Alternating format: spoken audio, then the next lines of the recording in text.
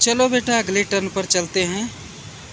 एक चीज़ और है, इम्पॉर्टेंट चीज़ मैं आप लोगों को बता रहा हूँ कि जैसे 9th में जो सिलेबस है, किसी का श्रृंगार रस और वीर रस है तो श्रृंगार रस और वीर रस पढ़ लेंगे। किसी का श्रृंगार रस और करुण रस है तो श्रृंगार और करुण पढ़ लेंगे। किसी का करुण और हास है तो करुण और हास पढ़ लेंगे। और जिसका पूरा है 9 रस है वो 9 रस पढ़ लेंगे। तो सबका धीरे धीरे करके मैं डाल दे रहा हूँ सरल सरल भाषा में, आप लोग पढ़ डालिएगा। इसके पहले मैं आपको श्रृंगार रस के विषय में बताया था कि नायक नायिका क्या करते हैं। नायक नायिका के मन में क्या रति नामक स्थायी भाव जब उत्पन्न होता है तो विभाव अनुभाव और संचारी भाव से संयोग करता है, वहीं पर श्रृंगार रस होता है।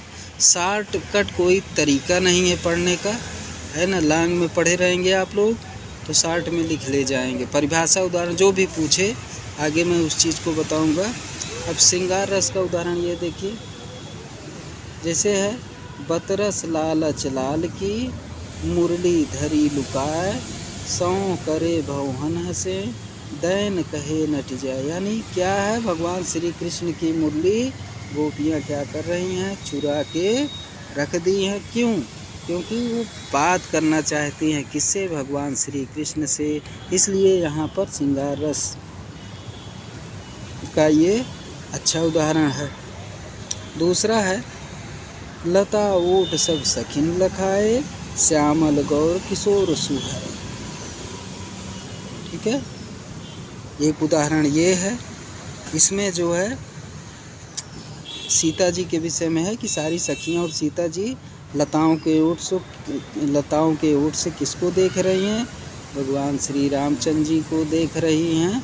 और एक श्यामल है, श्यामल माने सलोने रंग का, अर्थात भगवान श्री रामचंद्र जी। और दूसरा कैसे है, गौर रंग का है, गौर वर्ण का है, इसलिए यहाँ पे श्रृंगार रस है। तीसरा है दूल्हा श्री रघुनाथ बने, दुल्ही सिए सुंदर मंदिर माही, गावत गीत सबय मिल सुंदर, वेद जुआ जुरी विप्र पढ़ाई। ये भी श्रृंगार रस का अति उत्तम उदाहरण है, सबसे अच्छा। ये तो संयोग पक्ष का है जो भी मैंने आपको बताया। अब विप्रलंब श्रृंगार, विप्रलंब श्रृंगार में नायक नायिका एक दूसरे से जुदा हो जाते हैं, है ना। आप लोग देखे होंगे पिक्चर उच्चर में जब अलग हो जाते हैं नायक नायिका। ठीक है, तो उदाहरण इसका क्या है, ऊधो मन न भये 10-20, एक हुतो सो गए श्याम संग, को और राधे ईस। मतलब ऊधो भगवान श्री कृष्ण के मित्र थे ऊधव जी। इन्होंने क्या किया, भगवान श्री कृष्ण गोपियों को जो है समझाने के लिए उनको वृंदावन भेजे थे। तो वही गोपियाँ कहती ऊधो मन न भये 10-20, एक हुतो सो गए श्याम संग, को और राधे ईस। एक मेरे पास जो मन था वो भगवान श्री कृष्ण लेके चले गए, अब मेरे पास कोई मन वगैरह नहीं है। दूसरा है हे खग मृग हे मधुकर श्रेणी, तुम देखी सीता मृग नैनी। भगवान श्री रामचंद्र जी जब सीता जी का रावण हरण कर लिया था तो वो किससे पूछ रहे हैं, खग माने पक्षी से पूछ रहे हैं, मृगों से पूछ रहे हैं कि आप लोग कहीं पर सीता जी को देखे हैं जो कि कैसे हैं, मृग नयनी, मृग के समान नेत्रों वाली सीता जी को आप लोग कहीं देखे हैं।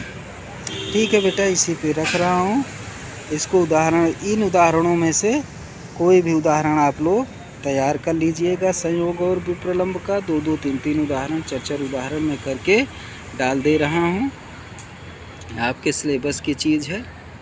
ठीक बेटा, जय हिंद, जय भारत।